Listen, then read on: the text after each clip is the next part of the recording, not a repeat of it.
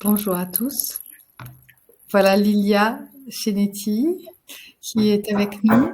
Je suis enchantée de l'accueillir. On a un peu des difficultés de connexion. Lilia nous rejoint depuis la Tunisie et l'Université de Sousse. Elle me dit on n'a jamais de problème, sauf aujourd'hui. Donc c'est un peu dur. Apparemment, Gada a également des soucis de connexion.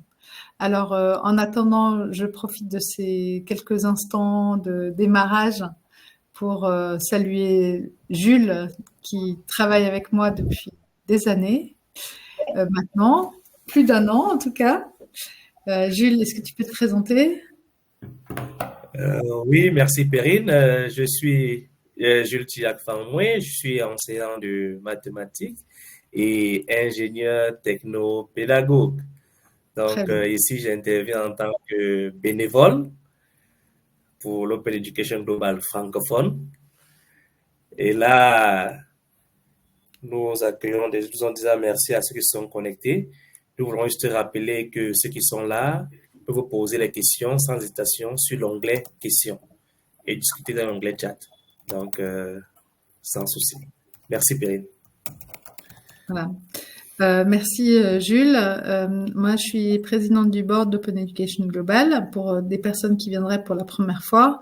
Donc, en 2020, pendant le confinement, je me rendais bien compte qu'il y avait plein de francophones qui connaissaient les ressources éducatives libres, mais qu'on n'était pas connectés et qu'on ne formait pas une communauté. Et donc, j'ai lancé, avec le soutien de mon université de Lille, l'idée d'un webinaire en ligne, hein, puisqu'à l'époque, tout passait en ligne.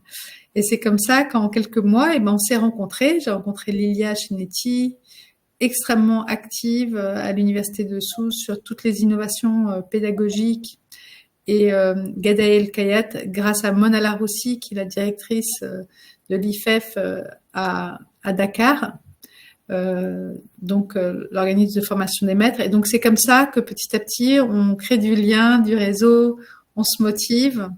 Et je suis vraiment incroyablement fière parce que à partir de quelque chose qu'on fait comme ça, on pense que ça va prendre, mais il y a des personnes qui s'en emparent, comme Lilia et Gada. Gada m'a dit une phrase toute simple, elle m'a dit « Moi, je fais jamais les choses seule ». Et donc, elle travaille souvent avec d'autres personnes et on sait bien que c'est comme ça qu'on avance. Et nous, qu'on s'est rencontrés avec Jules et Lucie et Najwa, qui sont d'autres bénévoles du réseau. Donc, j'espère maintenant qu'elles vont réussir à se connecter.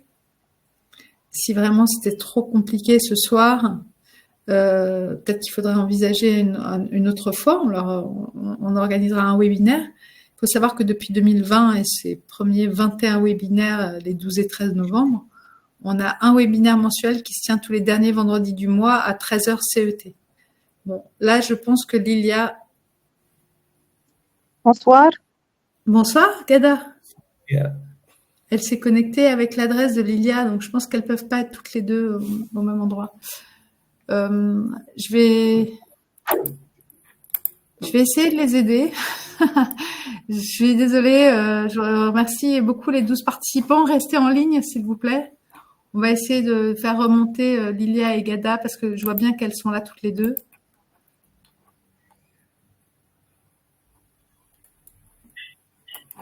Bonjour Najwa. Bonjour. Najwa travaille à l'ESSEC, dans une école où elle est didacticienne des mathématiques. Bon, je pense que Gada essaie de se connecter avec les codes de connexion de Lilia. Je pense que c'est à l'origine du problème. Je vais disparaître un moment pour essayer de régler ça. Si vous voulez, vous pouvez faire une... Perrine, est-ce que vous m'entendez et vous me voyez? Oui, Gada. Oui. Ok, très bien. Sauf que c'est très difficile parce que j'ai dû appuyer sur participer à l'événement et aller sur scène 50 fois. Parce que à chaque fois que je le fais, il me demande de le refaire. Bon, moi, je ne veux rien changer. J'ai dû aussi changer l'équipement. Je suis sur le téléphone portable, mais au moins ça fonctionne. Bravo. Merci. Ok. Maintenant, d'abord, je vous félicite et je vous remercie pour l'invitation. Et je voulais savoir si Lilia est déjà là, parce que j'étais dans mes problèmes techniques. Oui, elle est là, mais j'ai l'impression que vous avez la même adresse parce que vous apparaissez, Gada, avec le nom de Lilia. Ah, ok. J'ai l'impression que vous vous connectez avec son adresse à elle. Et donc, elle ne peut plus se connecter de son côté. On a des petits problèmes techniques, Lucie. Oui, j'ai pu vous rejoindre que maintenant, désolée. Hop, j'ai vu Lilia qui était connectée. Hop, je vais l'inviter à monter sur scène. Hop. Oui, mais non, ce n'est pas elle. C'est pas Lilia. En fait, c'est parce que je pense qu'elle a renvoyé son lien. Ah, si, alors Lilia est là. Lilia est là. Et maintenant, Oui, Gada. bonjour. Bonjour. Et Gada, je peux lui en renvoyer le lien. Parce qu'en effet, on a un lien personnel. Je m'occupe de lui envoyer tout de suite le lien. J'espère que je ne serai pas éjectée de nouveau parce que chaque fois je me connecte et après, je pense que maintenant c'est bon puisque Lucie m'a invitée sur scène. Livestorm est un outil très chatouilleux, c'est-à-dire qu'on ne peut pas s'envoyer des liens parce qu'on est chacun dans notre canal d'intervenants. Et donc, je pense qu'en envoyant notre invitation, on a vu Gada apparaître avec ton nom. Oui. Je pense que c'est ça qui est à l'origine de toutes les déconnexions qu'elle a subies, elle aussi. Je viens de renvoyer le lien à Gada, donc sur son adresse mail personnelle. Parce qu'en effet, c'est vrai que votre adresse mail indique votre rôle, soit participant, soit intervenant, donc c'est un identifiant unique. Unique, c'est ça. Je pense que c'est à l'origine. Mais c'est les joies du direct et il est seulement 18h. On est encore dans le quart d'heure à peu près acceptable de retard. Oui, on va faire vite aussi pour la présentation. On va essayer de rattraper le retard. Non, mais en tout cas... Toutes mes excuses. Je t'en prie, Lilia. Peut-être qu'il faudrait commencer sans Gada, parce qu'elle va certainement nous rejoindre et à la limite, nous, on va disparaître. On va te laisser présenter, Lilia. Et comme ça, on pourra aider Gada en arrière-scène. D'accord? Lucie, je vais t'appeler. OK? On te laisse commencer? D'accord. Ça marche.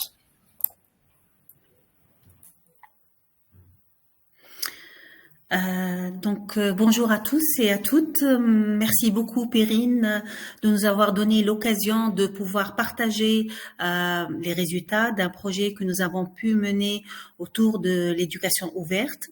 Donc je suis Lilia Chiniti de l'Université de Sousse, enseignante-chercheur à l'Université de Sousse en informatique et donc je suis coordinatrice de la cellule d'innovation pédagogique et numérique au niveau de mon université et très active dans les technologies éducatives et l'éducation ouverte.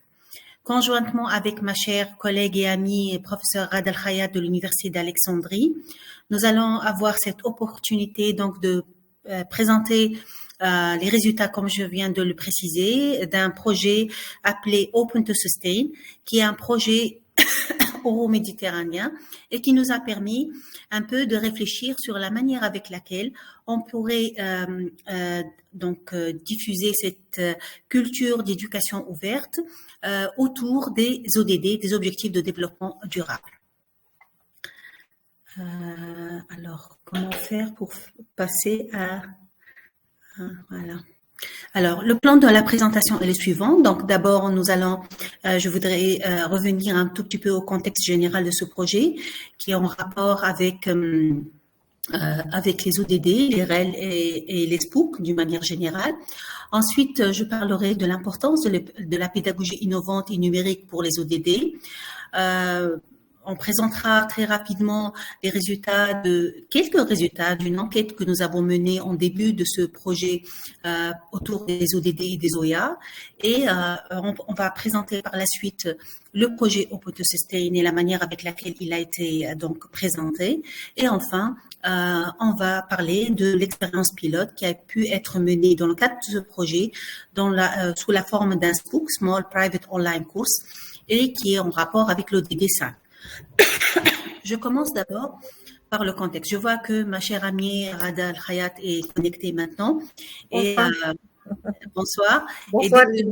Veux-tu me présenter cette première partie ou j'enchaîne et après tu enchaînes? Non, enchaîne ma chère, enchaîne. Ok, très bien, merci beaucoup. Donc, bon, le contexte général, ce sont les ODD avec leurs particularités en termes des 5 R et ensuite les licences Creative Commons qui nous permettent justement de pouvoir partager ces ressources. Ensuite, bon, bien sûr, nous étions très confiantes et très convaincus en fait de l'impact de ces ressources par rapport aux apprenants en termes d'autonomie d'apprentissage, en termes de possibilité d'accéder à différentes ressources d'apprentissage, pour les enseignants en termes de visibilité de leurs ressources pédagogiques et bien sûr par rapport aux universités, c'est les possibilités qui sont offertes par rapport à ces ressources éducatives libres pour le partage et aussi pour le partage de ces ressources pour la communauté académique, mais aussi la visibilité de ces ressources. Et nous avons focalisé aussi sur les ODD et leur importance particulièrement pour les universités qui sont dans notre région. Alors, consciente de ce contexte, nous avons en fait réfléchi sur la manière avec laquelle il serait important d'intégrer ces ODD dans les parcours académiques. Donc, il fallait réfléchir sur une manière qui va nous permettre justement de sensibiliser la communauté académique par rapport à ces ODD, mais de les encourager, de créer et de partager des ressources pédagogiques qui se rapportent à ces ODD et d'encourager les élèves et les apprenants d'une manière générale à s'impliquer socialement et à communiquer autour de ces ODD. Mais nous avons constaté aussi qu'il serait important pour pouvoir intégrer ces ODD dans les parcours académiques de pouvoir adopter une pédagogie innovante. C'est-à-dire que l'idée, c'est de ne pas créer des contenus relatifs uniquement à ces ODD, mais de pouvoir intégrer d'une manière transversale ces ODD dans les parcours académiques et d'adopter d'une certaine manière des approches innovantes et produire bien sûr des contenus innovants. Pour ça, nous avons jugé que les REL et les ressources éducatives libres peuvent jouer un rôle très important. D'abord, les ressources éducatives libres vont nous permettre de pouvoir partager le maximum de ressources autour de ces ODD, mais aussi, et ce qui est très important si on prend le contexte des ODD, c'est que ces REL vont nous permettre de pouvoir contextualiser les contenus que nous souhaitons partager selon les différents contextes et de pouvoir ainsi enrichir les cours en ligne qu'on va proposer à travers ces REL. Alors, d'un autre côté, nous avons, étant donné la durée du projet, on reviendra tout à l'heure pour parler un peu de la durée du projet, nous avons choisi de focaliser sur l'ODD 5. Alors, l'ODD 5, qui est l'ODD en rapport avec les aspects genre. Donc, nous avons constaté que cet ODD est présent dans tout le processus e-learning. Si on prend le processus e-learning, on reviendra tout à l'heure pour expliquer pourquoi nous avons considéré le processus e-learning. Donc, nous avons constaté que l'ODD 5 est présent dans la première étape qui est l'identification des besoins, dans l'étape de scénarisation des contenus pédagogiques numériques, dans l'étape de développement de ces contenus, dans l'étape de déploiement de ces contenus, mais aussi dans l'étape du tutorat et de l'évaluation des processus d'enseignement numérique. Donc, nous avons aussi constaté que quand on considère les aspects en rapport avec le e-learning et le ODD 5, il serait intéressant de pouvoir considérer les différents profils d'apprenants et de pouvoir considérer les différences d'accès aux différents environnements numériques et les égalités d'accès par rapport à ces différents profils. Et ainsi, il est très important, quand on considère aussi le e-learning et le ODD 5, de pouvoir réfléchir sur une manière de sensibiliser la communauté académique sur des aspects en rapport avec le langage inclusif, en rapport avec le stéréotypage dans les contenus d'apprentissage, en rapport avec les possibilités d'accès à l'information selon le profil d'apprenant, etc. Alors pour ça, nous avons d'abord, avant de mener notre projet, de faire une petite enquête très simple en fait, mais on l'a développée maintenant puisque nous sommes en train d'élargir un tout petit peu ce projet. Mais je voudrais juste rapidement partager avec vous quelques petits résultats. Par exemple, nous avons demandé aux enseignants leurs connaissances préalables par rapport aux ODD et par rapport au REL, et nous avons constaté que les enseignants n'ont pas des connaissances très approfondies par rapport à l'importance de ces ODD et par rapport au REL. Aussi, nous avons posé les mêmes questions pour les étudiants, mais aussi pour les responsables des structures académiques dans le contexte de ce projet et dans les pays concernés par ce projet. Justement, pour ce projet, je voudrais maintenant préciser de quel projet il s'agit. Alors, le projet s'intitule Open to Sustain. C'est un projet qui est composé d'un consortium composé de 2 pays européens, le Portugal et la France, et des pays de la région MENA, donc l'Égypte, la Tunisie, l'Algérie et le Maroc.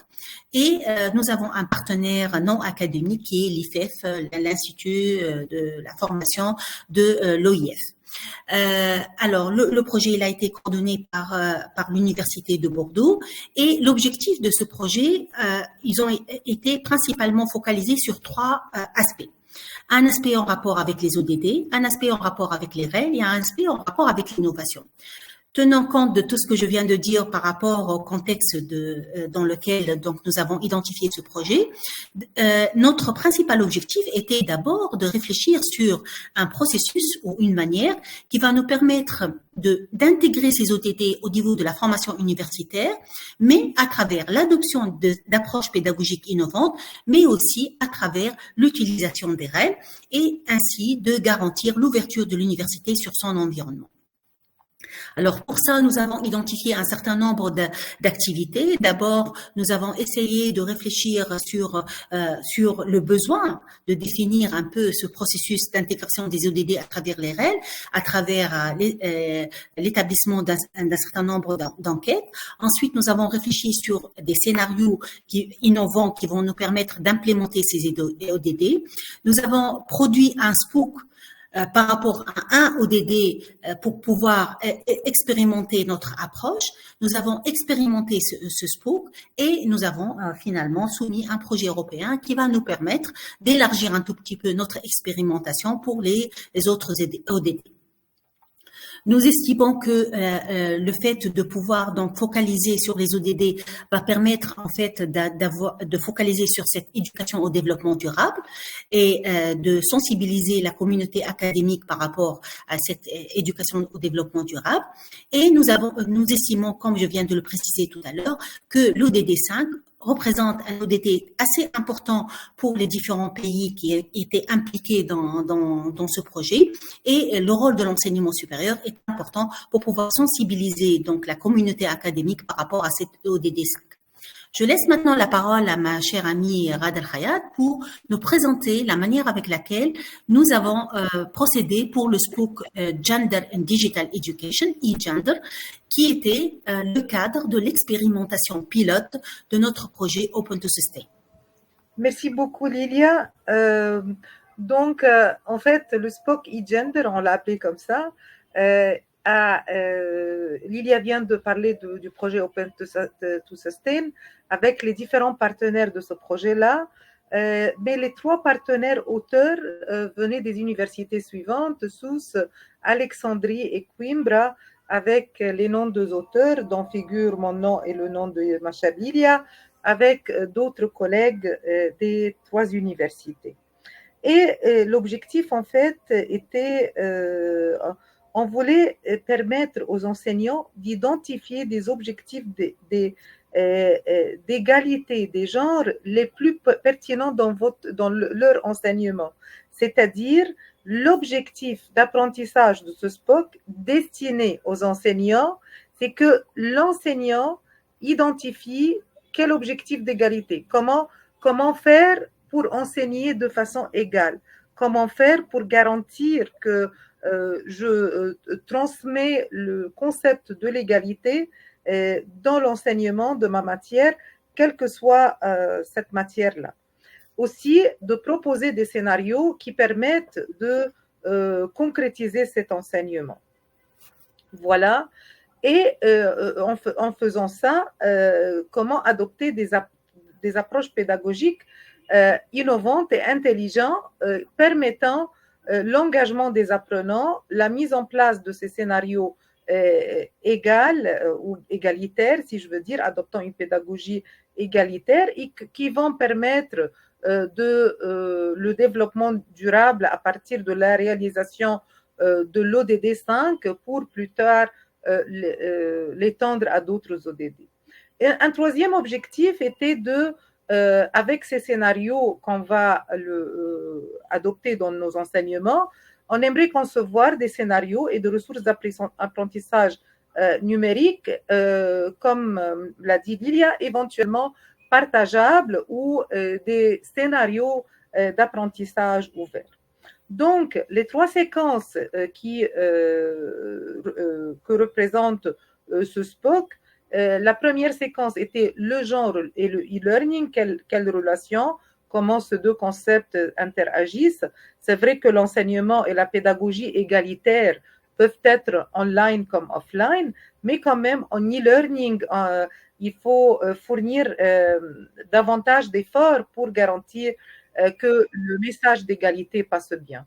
La deuxième séquence, c'est sur la pédagogie égalitaire, concept, définition, approche, mécanisme, et ça donnait des idées pour permettre aux intervenants de penser leur scénario et de présenter leur innovation. Donc, la troisième séquence, c'était l'innovation pour présenter les scénarios. L'approche pédagogique consistait en une charge horaire de 12 heures sur une durée entre 2 et 3 semaines selon le rythme de chacun. Et le SPOC était basé sur des micro-modules avec une pédagogie bien sûr active, un apprentissage individuel et collaboratif par moment avec des interactions. Donc, en ce qui concerne les ressources, nous avons pensé, comme en fait, le concept principal, c'est de s'appuyer sur les REL, mais avec une variété de ressources pour pouvoir rencontrer ou bien respecter les styles d'apprentissage des différents apprenants qui sont nos collègues, les enseignants. Donc, une variété de ressources d'apprentissage a été utilisée, vidéos, présentations, articles à critiquer, à résumer, à en développer des idées, et des ressources interactives aussi par moment, une variété d'activités d'apprentissage allaient dans le même sens et une variété de types d'évaluations qui étaient par moment des évaluations individuelles ou des évaluations collaboratives. Les discussions et les réflexions, les forats étaient aussi une composante importante dans ce SPOC e-Gender. Pour les activités, on en avait plusieurs, mais l'activité en fait culminante très importante, c'est le micro-projet. Le micro-projet consistait, comme je veux dire, les objectifs étaient de définir et d'identifier comment on peut être égalitaire dans l'enseignement. Deuxième objectif, comment le faire dans mon cours, dans mon enseignement à moi dans l'université. Et le troisième, comment produire un produit qui est le scénario que je laisse à mes collègues à partager pour qu'ils puissent l'adopter ou bien l'adapter aussi dans leur cours.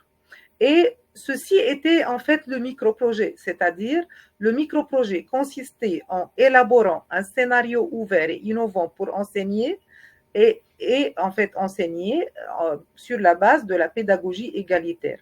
Et ça, c'est en soi, comme les REL sont des ressources éducatives libres, et ça, c'est un scénario égalitaire libre qu'on voulait laisser aux collègues.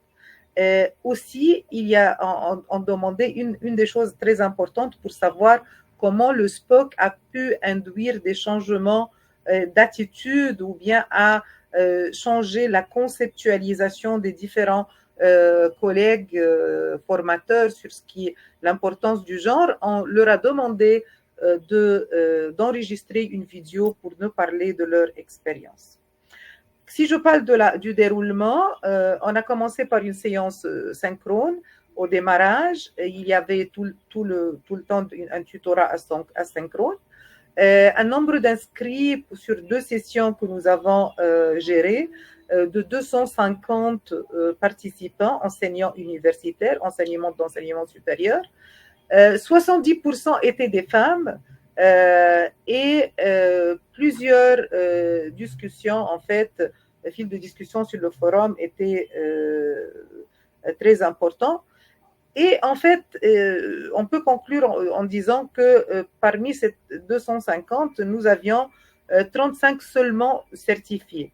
Mais comme nous avions l'objectif d'aboutir à un scénario ouvert, partageable, c'était une condition très importante. Mais moi, je peux dire que l'impact a touché, si on parle de 250 d'inscrits, moi, je dirais qu'au moins 200 personnes ont été impactés, même partiellement, par ce SPOC, mais le produit final, qui est le scénario ouvert, était une condition pour la certification.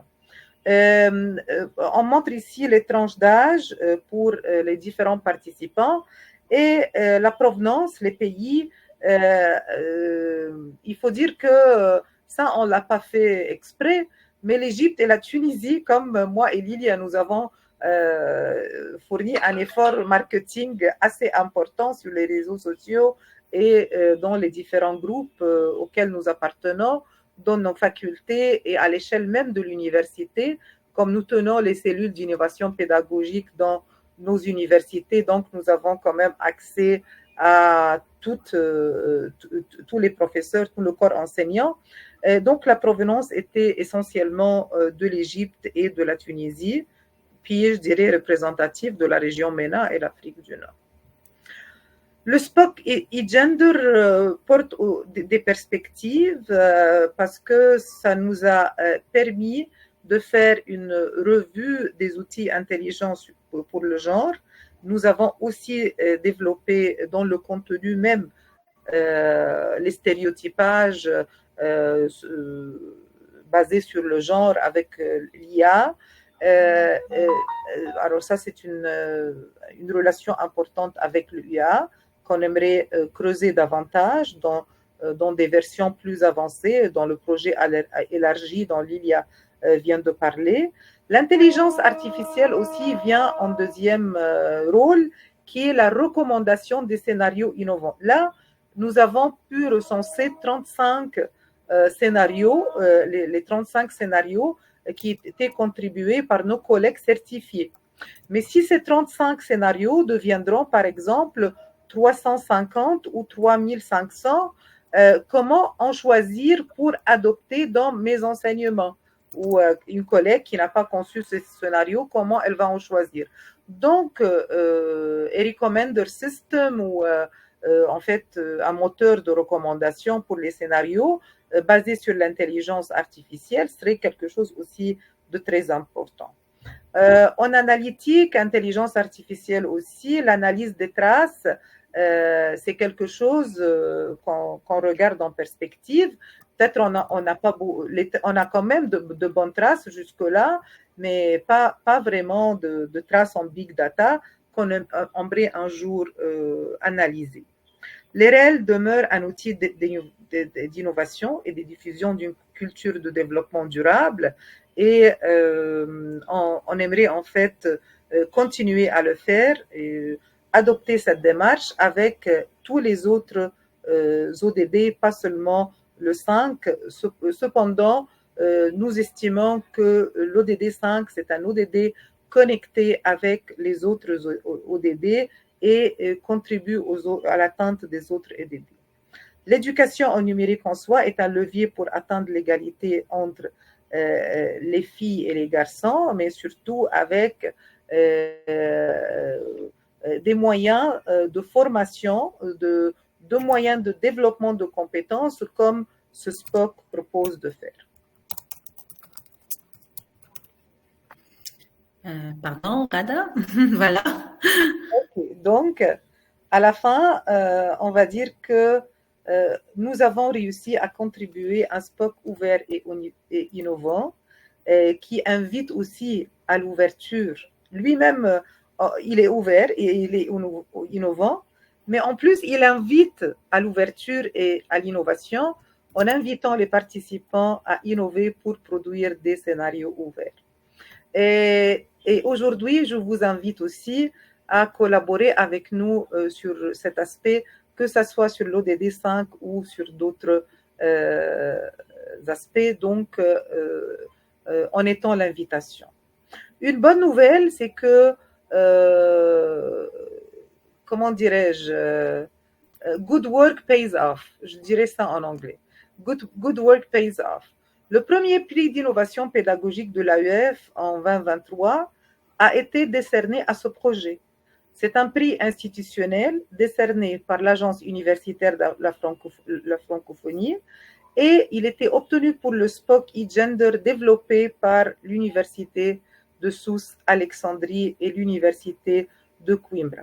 Malgré quand même que c'est un point marquant, et puis là on voit sur la photo ma chère Lilia, la vice-présidente de son université, monsieur le recteur de l'AEF, le ministre de l'enseignement supérieur tunisien, et peut-être il y a deux personnes que je ne connais pas, mais bon, j'y étais présente en fait ce jour-là, et je dirais que le gain principal n'est pas seulement le prix et le trophée, mais le gain principal, c'est de continuer à développer le travail dans ce sens-là et développer davantage des scénarios ouverts soutenant l'apprentissage des réels ou pardon, pas l'apprentissage, soutenant avec les réels la mise en place d'une pédagogie égalitaire pour l'atteinte de l'ODD 5 en vue d'atteindre les autres un jour. Je vous remercie beaucoup. J'espère que j'ai bien partagé cette expérience avec vous et je remercie ma chère Lilia pour une expérience de travail inégalée. En fait, on a aimé tout ça, les débuts, l'expérience pilote, l'évaluation de cette expérience, la communication autour de ça et même le prix et le trophée et le fait de marquer ce travail, ça nous a beaucoup touché. Merci ma chère Perrine pour l'invitation et si jamais vous avez des commentaires ou des questions, nous sommes là. Merci beaucoup. Alors d'abord, félicitations, je suis heureuse de voir que le travail paie, qu'on a des prix à la fin, parce qu'en fait, c'est pas toujours de la monnaie, mais c'est de la reconnaissance. Ouais. Et ça, c'était vraiment une de mes autres thématiques favorites, avec la reconnaissance ouverte. Quand, je sais plus si on se vous voit ou on se tutoie, mais je tutoyais Rada. Quand on voit une équipe... S'il te plaît, tutoie, s'il te plaît. Une équipe comme ça qui se forme et qui aime travailler ensemble, ben on sait qu'on tient le bon bout, mais il y a aussi tous les intérêts communs, l'expertise, les compétences et qui font que ça devient un plaisir et qu'on n'a plus l'impression de travailler. On est typiquement dans cette logique. En plus, je trouve que quand on travaille pour l'éducation ouverte et l'égalité femmes-hommes et les objectifs de développement durable, ben on se sent utile et c'est vraiment l'immense avantage. Moi, j'ai une question. Je me demande comment ça va se poursuivre, comment vous voyez la suite. Si avec le projet, bien sûr, on attend le financement. Il y a une autre composante de réponse. Tu voudrais réagir, Rada? Vas-y. Je réagirai par la suite. Vas-y. Ok, comme tu veux. En fait, Perrine, on voit la suite. Ça, c'est un travail que nous avons fait avec des petits fonds de projet. Mais en fait, ces petits fonds nous ont permis de bien pouvoir héberger le SPOC. Ils nous ont permis de faire quelques développements vidéo. C'était intéressant dans ce sens-là. Parce que c'est vrai, avec le plaisir que nous avons en travaillant sur ces thématiques, il faut dire que moi et Lilia, nous pouvons continuer à travailler gratuitement. Mais ce n'est pas le cas pour en fait, toute l'équipe tout le temps. Donc, Lilia peut-être parlera de l'expérience la suite, c'est dans la même direction. On a élargissant les ODD sur lesquels nous travaillons. Lilia parlera peut-être de l'expérience soumission Erasmus, mais nous avons aussi ciblé d'autres bailleurs de fonds qui s'intéressent beaucoup à la problématique genre en enseignement et autres. Et parce qu'on tient vraiment à continuer.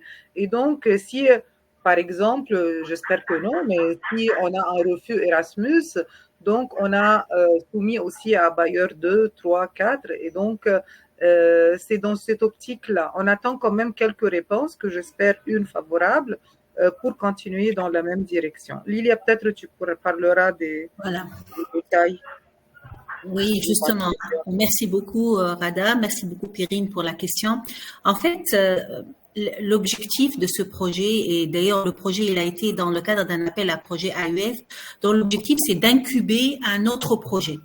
Donc, suite à ce premier projet qui nous a permis d'expérimenter d'une manière pilote cette idée, nous avons travaillé sur la soumission d'un nouveau projet, mais qui va un peu plus loin. C'est-à-dire que, à part le fait qu'on a cette composante éducation ouverte et qu'on a cette composante ODD, nous avons réfléchi sur des environnements d'incubation de cette innovation. Et ça, on a pensé à l'idée de mettre en place des learning labs qui vont permettre justement cette production de ressources ouvertes en même temps en ciblant les ODD. Donc un peu c'est l'idée à partir de laquelle nous avons travaillé récemment, et nous avons élargi d'ailleurs le consortium pour avoir un autre pays subsaharien qui est impliqué, et nous sommes très fiers qu'il a accepté d'adhérer à cette idée de projet. Espérons qu'il va être accepté. Mais l'idée, c'est de ne plus se limiter à cet ODD 5, mais d'aller expérimenter une approche beaucoup plus intensive pour les autres ODD. Bon, on peut pas travailler sur tous les autres ODD, bien sûr, dans le cadre d'un projet. Même pour cette extension d'idées, nous avons choisi quelques ODD sur lesquels on va focaliser principalement et que nous estimons qui sont, à notre avis, pour notre contexte, les plus prioritaires. J'ai essayé aussi, je voudrais enchaîner aussi par rapport à certaines questions qui ont été posées sur le chat.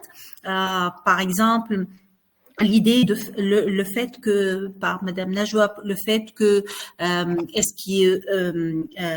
différence, on parle d'une plateforme intelligente, donc l'idée de mettre en place une plateforme intelligente, c'est de pouvoir récupérer les traces d'apprentissage, de pouvoir personnaliser, on va dire, par rapport à ces traces, c'est-à-dire exploiter un tout petit peu ces traces pour de meilleurs des parcours peut-être personnalisés. Je voudrais inviter aussi Rada de réagir par rapport à une question. Je suis pas arrivée à écrire la réponse, mais je t'invite à répondre oralement par rapport à la pédagogie égalitaire, qui était un concept fondamental dans notre SPOOC. Le module 2 a été consacré à la pédagogie égalitaire, et si tu pourrais apporter quelques petites clarifications par rapport à ce concept que nous avons longuement débattu dans le cadre du SPOOC, Rada. Oui, en fait, peut-être dans la première présentation, Lilia en a parlé un peu, mais la pédagogie égalitaire, c'est un concept. Le problème, c'est qu'en enseignant, nous, en faisant de l'enseignement, peut-être quand je dis nous, je parle du grand nous, pas moi et vous, hein, mais je veux dire, il y a beaucoup d'enseignants qui font de l'enseignement en transmettant quelques idées qui favorisent l'inégalité. Donc, cette pédagogie n'est pas du tout égalitaire, parce que, je vous donne un exemple. Moi, et quelle que soit la discipline, c'est-à-dire, nous sommes dans une discipline de droit, par exemple. On parle de tous les problèmes de société, tous les problèmes, on demande de tout type de recherche, on fait toutes sortes de simulations, mais on ne parle pas des lois relatives à la condition féminine. Ils ne doivent pas être tous dans un cursus ou dans un curriculum, mais en activité, on peut toujours le faire. Si on écarte ça complètement, ce n'est pas égalitaire.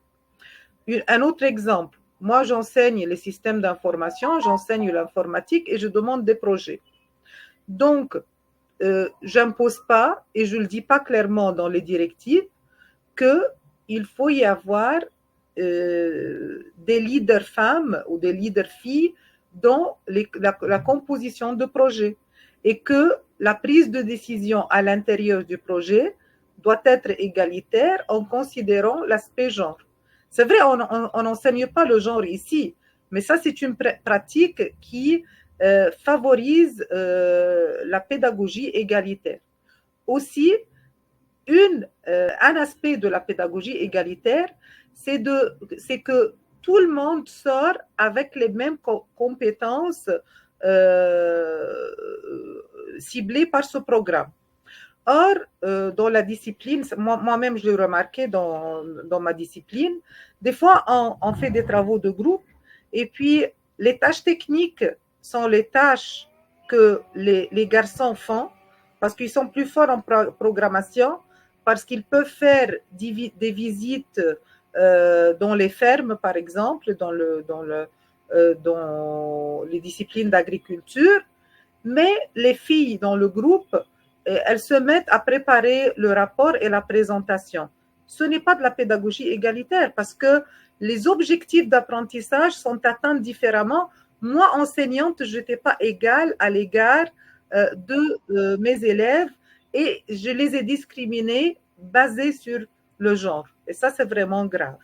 Alors, si on parle, nous avons, dans le forum des femmes africaines, moi et Lilia, nous avons fait une fois toute une présentation pour la pédagogie égalitaire et nous avons pris le souci de donner un exemple dans chaque discipline. Et c'est vrai, dans toutes les disciplines, sans réfléchir, on peut favoriser une pédagogie qui n'est pas du tout égalitaire. Donc, il faut s'arrêter, réfléchir, appréhender le concept et faire en sorte qu'on pense bien nos scénarios d'apprentissage pour faire s'éloigner le maximum de tout ce qui est inégalitaire et injecter le concept de l'égalité dans nos enseignements et dans nos pratiques et contacts avec nos élèves et nos étudiants. Voilà. Jules, est-ce que tu as remarqué des questions dans le chat ou... Parce que je vois plusieurs questions dans le chat. Vous pouvez aller voir Lilia et Rada, pardon. Vous avez déjà répondu. Il y a peut-être une question qui vous interpelle plus. Comment gérez-vous la notion dans la même... Ok. Madame Najwa, on l'a pris déjà, Lilia. Jules, comment gérez-vous la notion d'équerre dans votre étude? De care. Alors, Jules, qu'est-ce que tu veux dire avec le care? On entend. Tu sais, le micro est coupé. Vous êtes mute. Madame Najwa, je vous dis que vous êtes une nouvelle collaboratrice, c'est clair, ça y est. On a pris la décision. Ça m'intéresse de collaborer, ça nous honore, Madame Najwa. Merci beaucoup. Merci. On me demande de parler maintenant. Vas-y, Jules. Qu'est-ce que c'est le care? Explique. Ah oui. Bon, lorsqu'on parle de care, nous savons que care, c'est prendre soin. C'est-à-dire que toutes les tâches dans les ménages, c'est fait par la jeune fille, c'est fait soit par la femme, soit par la jeune fille. S'occuper des enfants, préparer, laver parfois le sol. Donc, en fait, c'est tout ça que j'appelle le care, quoi. C'est-à-dire que dans les études, est-ce que cet aspect-là est parfois pris en compte pour cette pédagogie égalitaire-là? Oui, en fait, si vous me permettez, cher Jules, en fait, on travaille dans un contexte délimité par l'activité d'apprentissage. Donc, moi, je ne sais pas ce qui se fait à l'intérieur des ménages, Si par exemple j'ai une fille en couple, mariée, qui fait beaucoup de choses, qui n'est pas capable de faire ce devoir, là peut-être en tutorat, on peut la conseiller, on peut lui dire de donner le temps, de faire les choses correctement, et peut-être on pourra identifier qu'il y a un problème et on lui donne quelques conseils. Mais c'est vrai que notre champ, notre périmètre d'action, c'est l'activité d'apprentissage. Donc, on ne va pas au-delà pour savoir comment vivent les apprenants et pourquoi ça peut être égalitaire ou pas. Donc, cependant, j'estime que vous venez avec un point très important parce que les choses sont interreliées et ce que je vis à la maison conditionne beaucoup ce que je fais dans mon travail ou dans mes études. Et cet aspect care, on l'a peut-être touché autrement, c'est que dans les études ou bien dans les scénarios proposés pour les études en sciences infirmières, parce que nous avons remarqué que dans beaucoup de communautés, dans nos pays, les professeurs, comment dirais-je, elles encouragent les filles à accepter du travail avec des conditions beaucoup moindres par rapport aux conditions offertes aux garçons, les infirmiers garçons. Et là, elles peuvent être impliquées dans le care de façon différente, c'est-à-dire elles peuvent travailler pour un salaire moindre et pour donner plus de care aux personnes avec lesquelles elles travaillent. Alors, c'est dans cet exemple-là que nous avons peut-être touché à cet aspect de care, mais l'équilibre et les ménages et le travail qu'on fait à l'extérieur de l'université, ça, on ne l'a pas abordé vraiment de façon très explicite. Moi, je voudrais, si tu permets, Rada, ajouter un élément très important par rapport à cette question. C'est que le SPOOC que nous avons abordé, c'est un SPOOC e-gender, c'est-à-dire les aspects genre dans l'enseignement numérique. Et l'idée du SPOOC a émergé suite à la pandémie où nous avons constaté, personnellement, moi je l'avais constaté en faisant mes cours en ligne et en voyant un peu la manière avec laquelle les étudiantes apprenaient. Donc elles étaient en fait, leur temps n'était pas consacré uniquement pour l'enseignement en ligne, mais elles étaient sollicitées pour d'autres tâches chez elles.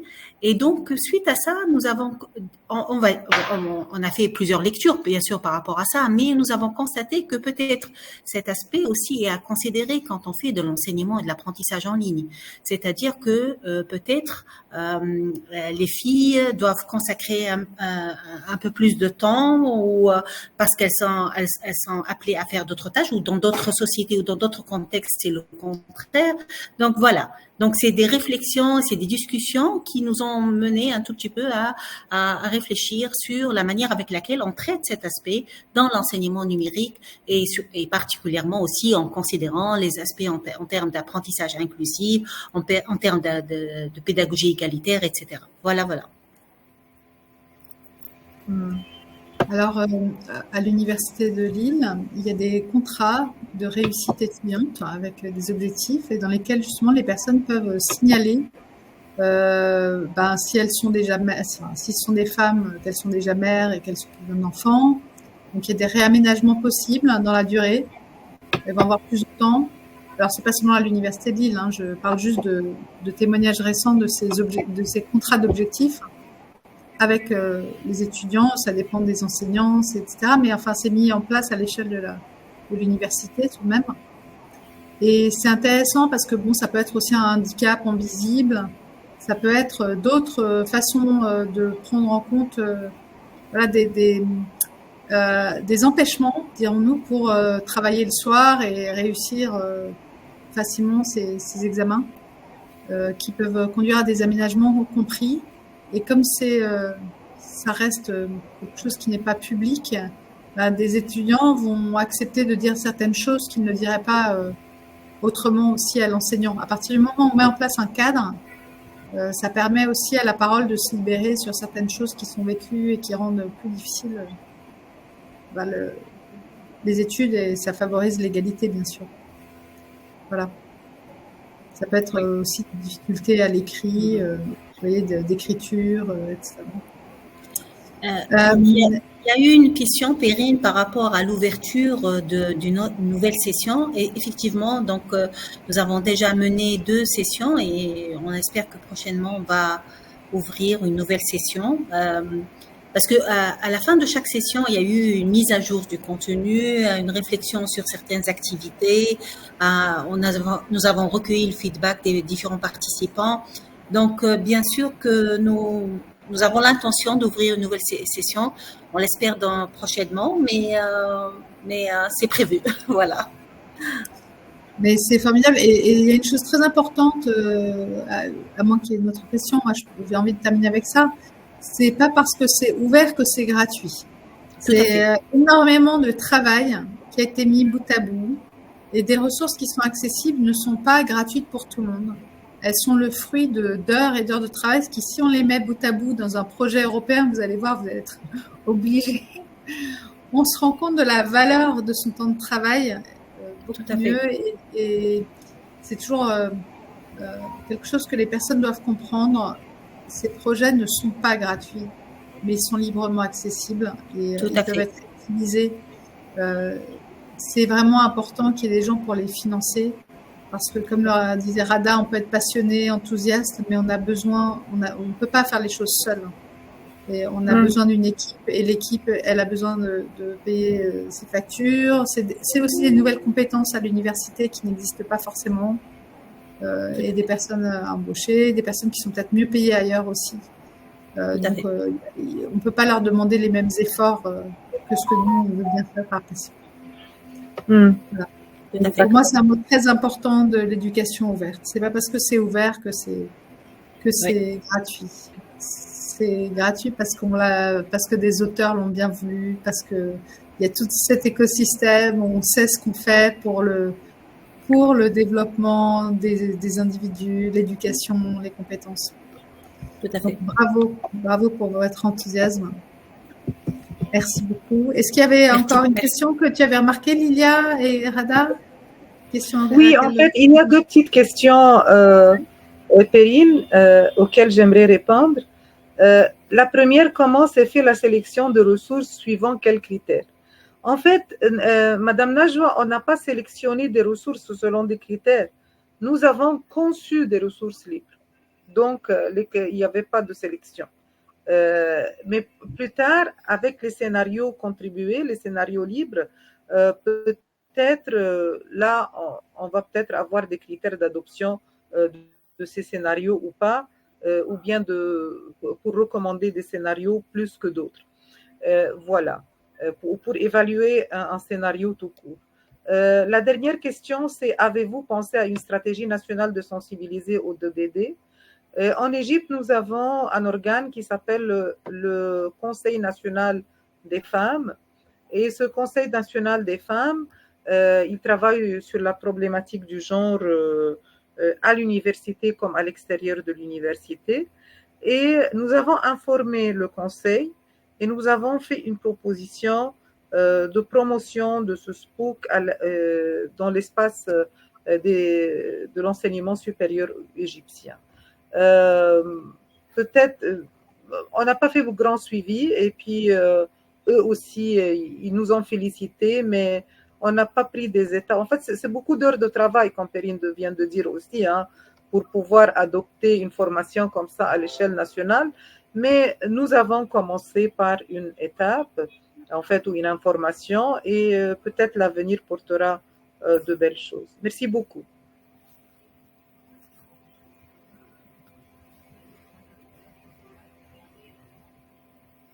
D'autres questions? Et bien, sinon, on arrive à la fin de l'heure. Bravo aux participants qui sont restés jusqu'au bout. C'était vraiment très intéressant, même pas seulement intéressant en fait. Moi, ça m'enthousiasme, ça me donne envie de continuer. Et je vous remercie vraiment d'avoir d'avoir monté ce projet et d'avoir communiqué dessus. J'espère qu'il y aura des possibilités avec Najwa de travailler. Et Plaisir. voilà, ce serait génial. Et Je suis puis, très intéressée, oui. et puis Merci si jamais beaucoup, vous avez besoin d'une lettre de soutien Merci beaucoup. d'Open Education Global pour monter vos projets, n'hésitez jamais parce que vraiment, Merci beaucoup. c'est tout bon, quoi. Ah, merci Merci pour beaucoup. On Merci reviendra vers toi, Perrine, pour ça. Oui, Merci. oui, très volontiers. Merci, Perrine. Merci, Najwa. Merci. Merci, Jules. Merci. Merci Merci. à vous tous. Merci à Au revoir à tous. C'était la deuxième journée de la semaine éducation Bravo. ouverte. Au revoir. Très bonne continuation. Au revoir. À revoir. demain pour Alexis Kaufmann du ministère de l'Éducation nationale qui va nous parler un peu de manuels scolaires et de tout ce qu'ils font. Alexis Kaufmann, il a créé Framasoft en France et donc il est connu pour ça. Il est une figure du libre en fait. Et il a été, ça fait déjà 2 ans, je crois qu'il est au ministère de l'Éducation nationale sur ressources et logiciels libres.